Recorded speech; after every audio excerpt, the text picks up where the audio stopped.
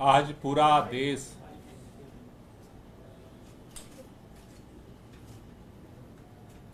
जिस बात का इंतजार कर रहा था, लोकसभा चुनाव जो लोकतंत्र का महापर्व होता है, इस लोकसभा चुनाव के दौरान जिस तरह से 3-3 बार के प्रचंड बहुमत से चुने हुए मुख्यमंत्री को लोकसभा चुनाव में प्रचार से केंद्र की भारतीय जनता पार्टी की मोदी सरकार ने वंचित किया था, आज सर्वोच्च न्यायालय ने इस देश से मोहब्बत करने वाले, संविधान से मोहब्बत करने वाले, लोकतंत्र से मोहब्बत करने वाले के दिलों में एक उम्मीद की किरण जगाई है। हम पूरे दिल्ली के लोगों की तरफ से, देश के संविधान प्रेमियों की तरफ से, पूरी पार्टी की तरफ से सर्वोच्च न्यायालय का धन्यवाद करना चाहते हैं कि उन्होंने इस तानाशाही के अंधकार युग में दिल्ली के मुख्यमंत्री अरविंद केजरीवाल को अंतरिम बेल दे करके एक उजाले की रोशनी जलाई है। आज पूरी दिल्ली ही नहीं, पूरा देश खुश है, इस बात से प्रफुल्लित है कि इन विपरीत परिस्थितियों में भी भारत के अंदर हमारे स्वतंत्रता संग्राम सेनानियों के कुर्बानी के दम पर जो संविधान मिला, लोकतंत्र के जो अलग अलग स्तंभ बने, आज भी इस तानाशाही के अंधकार युग में भी अपनी भूमिका को निभाए हैं। इसके लिए तहे दिल से बहुत बहुत शुक्रिया। ये सत्य की जीत हुई है, क्योंकि जिस तरह से बिना किसी सबूत के, बिना किसी एफआईआर के, जिस तरह से अचानक उठा करके मुख्यमंत्री जी को जेल में डाला गया, आज सुप्रीम कोर्ट के अंतरिम बेल मिलने से एक बात साबित हुई है कि आज सत्य की जीत हुई है और लोगों में एक उम्मीद की किरण बंधी है।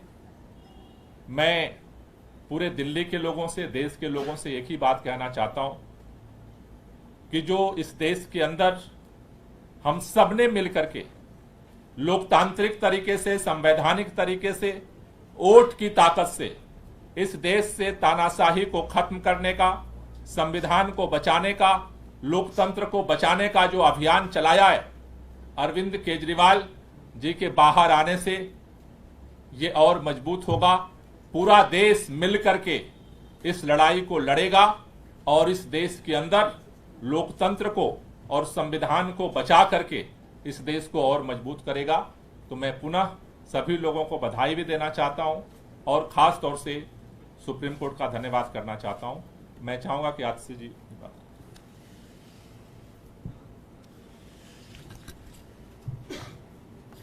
आज जो सुप्रीम कोर्ट का फैसला आया है, इस फैसले से सिर्फ अरविंद केजरीवाल जी को अंतरिम जमानत नहीं मिली है, इस फैसले से सत्य की विजय हुई है, इस फैसले से लोकतंत्र की विजय हुई है, इस फैसले से देश के संविधान की विजय हुई है। हमारे देश के इतिहास में जब जब संविधान खतरे में आया है, जब जब लोकतंत्र खतरे में आया है, तो हमारे देश में सुप्रीम कोर्ट सामने आया है और लोकतंत्र की रक्षा करने में सुप्रीम कोर्ट ने एक बहुत बड़ी भूमिका निभाई है। आज भी अरविंद केजरीवाल जी को अंतरिम जमानत देकर, अरविंद केजरीवाल जी को चुनाव में प्रचार में आने के लिए जमानत जो सुप्रीम कोर्ट ने दी है, इस फैसले से लोकतंत्र की रक्षा होगी, क्योंकि इस देश में लोकतंत्र हमारे देश का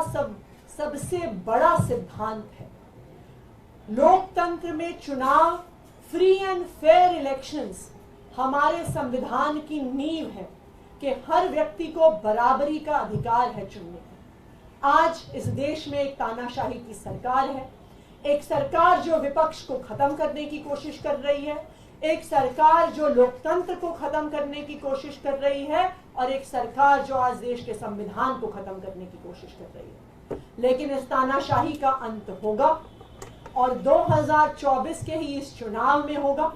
और मैं एक बार फिर सुप्रीम कोर्ट का धन्यवाद करना चाहती हूं सामने आकर लोकतंत्र को बचाने के लिए। और मैं इस देश के लोगों से अपील करना चाहती हूं कि इस देश को, अपने लोकतंत्र को और अपने संविधान को बचाने के लिए ये आखिरी मौका है। इसलिए हम सब की जिम्मेदारी है कि हम सबको मिलकर अपनी वोट की ताकत से इस तानाशाही को खत्म करना है। धन्यवाद।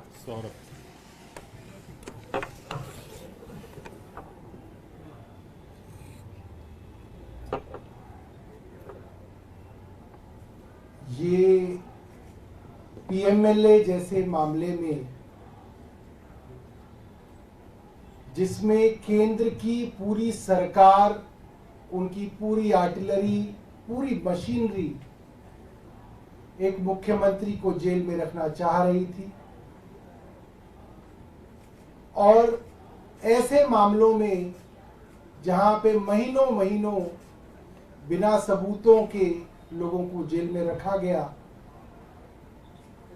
उनकी इंटरिम बेल 40 दिन में होना मुझे लगता है कि कोई चमत्कार से बड़ा ही कुछ है।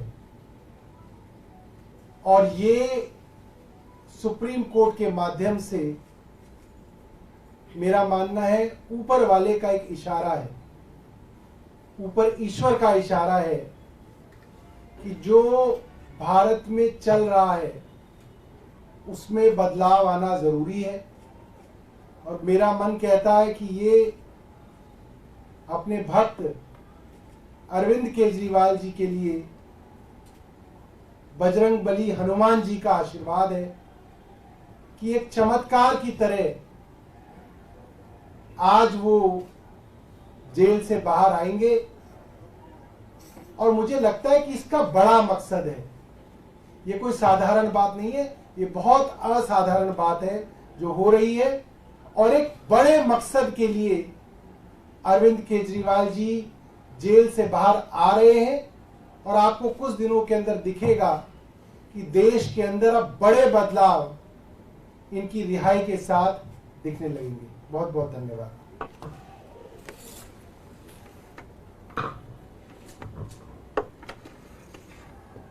We are extremely grateful to the Supreme Court for upholding the democracy in the country today.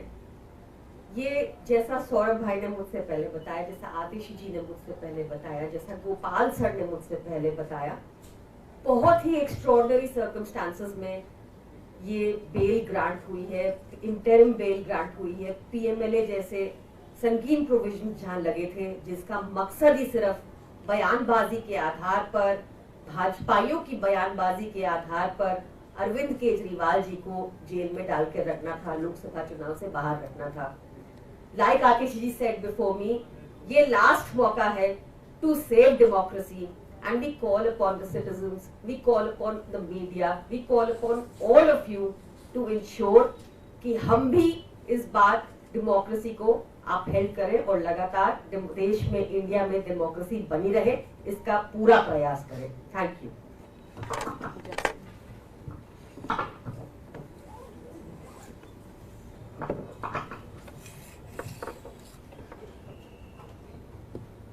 जिस पल का इंतजार देश के करोड़ों लोगों को था, न केवल आम आदमी पार्टी के लाखों करोड़ों कार्यकर्ता, लेकिन देश का जन जन जिस पल के लिए इंतजार कर रहा था कि कब अरविंद केजरीवाल जी, जिन्होंने इस देश को एक ईमानदार राजनीति खड़ा करके दिखाया है, वो जेल से कब रिहा होंगे, वो पल आज आ गया है। इसमें केवल सत्यमेव जयते सबसे सटीक बैठता है। हम शुरुआत से कह रहे थे कि आप झूठ के कितने बड़े पुलिंदे खड़े कर करके 2 साल से झूठ पे झूठ आप एक केस खड़ा कर रहे हो।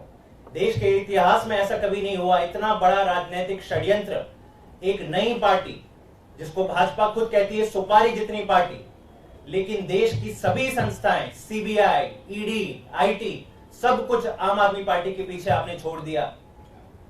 और यह भी देखने को पहली बार मिला देश में कि चुनाव घोषित होने के बाद एक नेशनल पार्टी के मुखिया को, कन्वीनर को आपने कैसे जेल के अंदर डाल डाला। और भाजपा लगातार कहती है कि नहीं जी, कानून व्यवस्था पर विश्वास रखिए। तो आज जो हम पहले से कहते आ रहे हैं कि हमें देश की कानून व्यवस्था पर पूरा विश्वास है, और आज जो फैसला सुप्रीम कोर्ट ने दिया है वो बहुत बड़ा ऐतिहासिक फैसला है। ये संकेत है कि कहीं ना कहीं देश के लोकतंत्र के साथ खिलवाड़ हो रहा है। और अब जितना समय ये 2024 के चुनाव में रह गए हैं, मुझे लगता है सही मायने में आज से 2024 का लोकसभा चुनाव शुरू होगा। और देश की जनता, जहां आम आदमी पार्टी भी नहीं खड़ी रह रही है लेकिन इंडिया गठबंधन का प्रत्याशी खड़ा हो रहा है, देश की जनता अब जाग जाएगी और इंडिया गठबंधन को विजयी बनाएगी। बहुत बहुत धन्यवाद। Thank you.